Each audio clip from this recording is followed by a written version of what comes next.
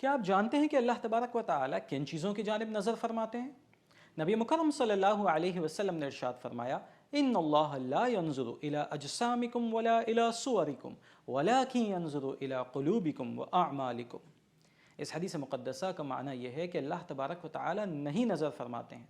तुम्हारे अजसाम की तरफ, तुम्हारे जिस्मों की तरफ, कि तुम्हारे जिस्म कितने तवाना हैं, कितने कवी हैं, तुम कितने सेहतमंद हो। और ना ही अल्लाह तबारक व तआला की निगाह उन लोगों के चेहरों की जानिब होती है कि चेहरे कितने खूबसूरत हैं, कितने हसीन हैं, कितने दिलकश हैं।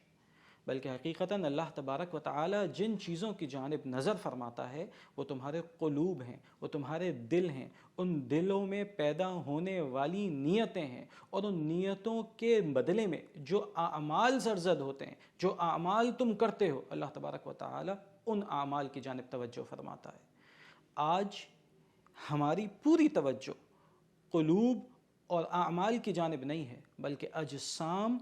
और चेहरों की जानिब है कि किस तरीक़े से हम अपने जिस्मों को बेहतर बना सकते हैं, किस तरीक़े से हम अपनी सूरतों को निखार सकते हैं। लेकिन अल्लाह तबारक व तआला के नज़दीक जो चीज़ें मकबूल हैं वो तुम्हारे दिलों में पैदा होने वाली कैफ़ियत हैं, और उन कैफ़ियत की वजह से जो आमाल तुम सरज़द करते हो वो अल्लाह तबारक व तआला की बारगाह में मकबूल व मंजूर हैं। यही एक और बात जो कि काबिल गौर है वो ये है कि नबी मुकर्रम सल्लल्लाहु अलैहि वसल्लम ने यहाँ पर फ़कत क़ुलूब का, फ़कत दिलों का ज़िक्र नहीं फरमाया, बल्कि क़ुलूब के साथ आमाल का भी ज़िक्र फरमाया है, जो कि इस बात की जानिब इशारा करता है कि फ़कत तुम्हारे दिलों में अच्छी नीयतों का होना ये काफ़ी नहीं है, बल्कि उन अच्छी नीयतों के नतीजे के तौर पर आमाल का होना भी ज़रूरी है। लिहाजा अगर कोई शख्स ये कहता है कि उसे अल्लाह और अल्लाह के रसूल मुकर्रम सल्लल्लाहु अलैहि वसल्लम से मोहब्बत है, तो इस मोहब्बत की कुछ अलामतें हैं, कुछ आमाल हैं कि जिसके ज़रिए ये मोहब्बत ज़ाहिर होगी। लिहाजा उसे अपने आमाल की जानिब भी तवज्जो करनी चाहिए।